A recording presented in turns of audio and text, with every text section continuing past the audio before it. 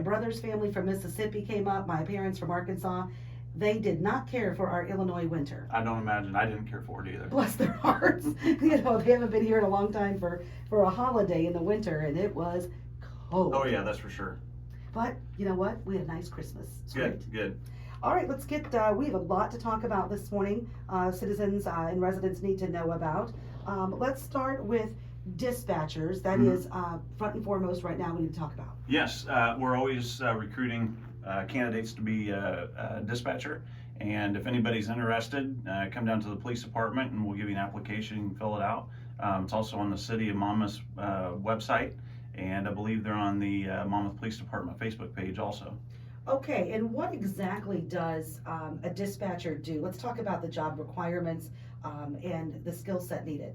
Well, when you call the police department, the person that you're talking to on the other end of the phone is a dispatcher, or not.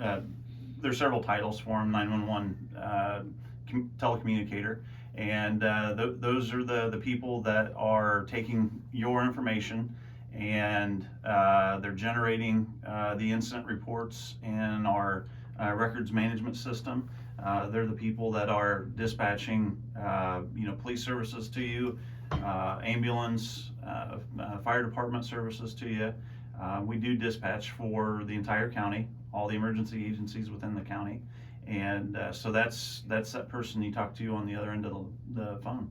So a very important job. It is. Career. It is. It's the first contact, usually most instances where someone's calling the police or calling for help. What age do we need to be a dispatcher? We have several dispatchers that are 18, 19, 20-year-old range. There's really no cutoff or real age range there. The biggest part of doing the job is being able to multitask. That seems to be the most difficult part of it, and obviously it's something that you can learn to do. We do have a lot of everything's computerized, and you're working on computers. You're talking on a radio system to the other agencies. You're talking on the phone, and you're entering information into the records management system, and you may be doing all of that at the same time. And so one of the things that you have to work through is the training, because Yes. A person probably would be very, very scared to make a mistake. Yes, and the training is extensive. It's usually 10 to 12 weeks. We go longer sometimes, in if someone needs additional training, just to get them to the point where they can sit in the dispatch center and function in that capacity. Okay, pay. How about pay? I've heard this is, we've talked about this in the past. This could be a very good career for someone. It can be. The benefits are great through the city, and the pay is getting decent. I won't go into it too much because we're currently in contract negotiations with the pay scale and the contract in that, but the pay is not bad, and I'm sure it'll go up some during the contract negotiations. Okay.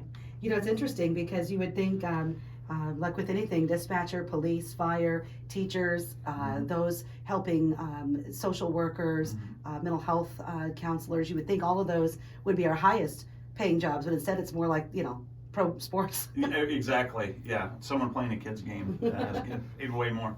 It is a good career, and we do have dispatchers that have been there the long haul, the 20-year dispatchers. Growing up in the agency myself, I initially started out as a dispatcher way back in the early 90s. Oh, wow. And was hired as a police officer after that. But it's a good starting point, if someone wanted to be a police officer or get into the emergency services field. It's a good place to start. You learn what happens behind the scenes on the phone, dispatching calls, dispatching emergency services. And so it is a good starting point, but we do have people that it is a career. I would consider it a profession, just like law enforcement. And it's part of that law enforcement field, being in the dispatch center. Well, it's good to know that there's training, that there's long-term dispatchers to be able to have that group to work with and to have good people to rely on as your team. We do, and all of our dispatchers are really fantastic. We have really good dispatchers. We've got dispatchers that have been doing it for quite a while, and they're really good. Well, thanks to them for what they do. I can't imagine having to make a call, but when you do make a call, that person is your lifeline, literally at that moment. Yeah, literally, and especially for the officers on the street or the firefighters, that's our lifeline. Is the person on the other end of the radio. Okay, let's talk about 2023. Monmouth Police Department has done extensive training with our school districts Yes. to make sure that they're ready for any type of incident that may be unbecoming or out of the blue. Tell us about that training and what goes into that. We do conduct training with the school districts, both Monmouth, Roseville, and United. We also conduct the training with ICS here in town, and it's training that both prepares the officers that take part in the training incidents, and the staff and students at all the schools. And also, it's good to know that you guys take everything very seriously. Any even joke of a threat on social media, and the student is you're aware of it, and there's discussion immediately. There is. We do take all those incidents serious. We have had times in the past where students have claimed, something they said or did on social media was a joke. Sure. And obviously we can't take it. We do have to take it seriously from the get-go, and we work it through till the end. We completely investigate the incident and come to a conclusion, ultimately trying to keep people from doing those types of things on social media. But we have to be prepared because that time that it may be a joke or the information may not be the best that we get, unfortunately it could be a real incident, and we have to be prepared for that. Okay, we're talking with Monmouth Police Chief Joe Switzer. Also with the schools, the efforts of the new vestibules with the camera systems allows our Monmouth Police Department to be connected with our schools. That's valuable. It is, and we do have that connection with Monmouth Roseville School District. We do have video feed that comes into our dispatch center. So anything that happens within Monmouth Roseville High School, we do have eyes on it, or we can have eyes on it, and we do have that live video feed coming in. Okay, well, that's good to know. All right, and so that training for the staff, the officers, the students, that's a precaution. That's just part of making sure that everyone's prepared. But down the road, this may be something that they take with them, whether they're in college or somewhere out in a big crowd somewhere. Sure. You just never know. The things that you learn, the things you pick up from training early on like that, you can take it to college. You can take it to a job site, to a business, and at least if there is that type of incident, that you've got something in the back of your mind that you can fall back on and say, hey, I know how to keep myself safe during this incident, and you can work through it. Utilize the training that you received maybe 10 years ago or 8 years ago, whatever, and hopefully keep yourself safe. And this is Lieutenant Joe Bratcher that does a predominant amount of the training? Yes. And I encourage anyone, if you would like to, if you're a church or you're a business, a large organization, feel free to call and schedule some of that training, because he's helpful with looking at your layout and an emergency plan. Right. If something were untoward were to happen. And we have done that for churches here in town. Some businesses we've done that for. So it's something that you don't want to think about, but unfortunately in the world we live in, you do have to think about those types of things going on. Have we worked with Monmouth College too on the training? Yes, we have. Okay, great. All right, another area of interest for you and your officers, Chief Switzer, was crisis intervention, mental health training, a lot of active training by your officers. We do have several officers that have the crisis intervention training. It is a 40-hour course that officers can go to. Most of the state mandated training that we do encompasses some type of crisis intervention training also. Okay, what do you think that we've been able to take away from that training that's most useful to our local area? Well, there are people, out there that at any time could find themselves in a mental health crisis, and the training that the officers receive for that helps the officer deal with that situation, and it does happen. Unfortunately, we do have to deal with people that are at a low point in their life, and they are having some type of mental health crisis. Sure. A lot of times it can involve medication that has certain effects. It could accidentally be mixed with something. They could have an allergic reaction. They could have been on a particular prescription that they no longer are on. Sure. That has effects. So there's different reasons for mental It health. could be alcohol or drug induced also. Sure.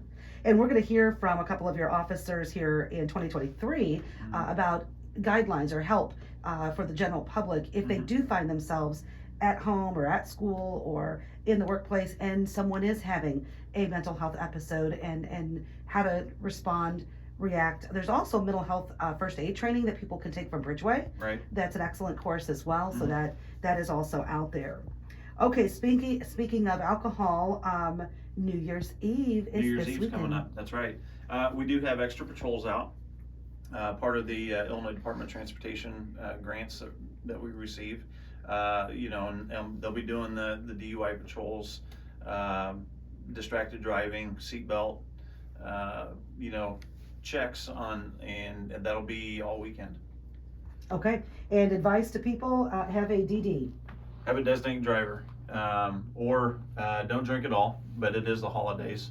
But the best thing is to have a designated driver, and or if you're with a group of people or someone else and they have been drinking, don't let them drive their vehicle. That's the most dangerous thing you can do is consume alcohol and get in your vehicle and drive down the road. Okay, let's all be safe. New Year's Eve, you can stay home too. You could stay home. Yeah. Have a good old fashioned, get together at your house or Sure, something. you bet. But just please be safe, absolutely, and extra patrols will be on hand. Also, this is really sad that we have to bring this up, but you and I talked about it last month. It was happening in Rock Island and in the Quad Cities, cars being stolen that were running in the cold weather, and now unfortunately that's landed here. Yes, it is winter time. It snows. Frost is on the windshield, and everybody wants to go out and start the car in the morning, afternoon, whatever it is, before they go to work.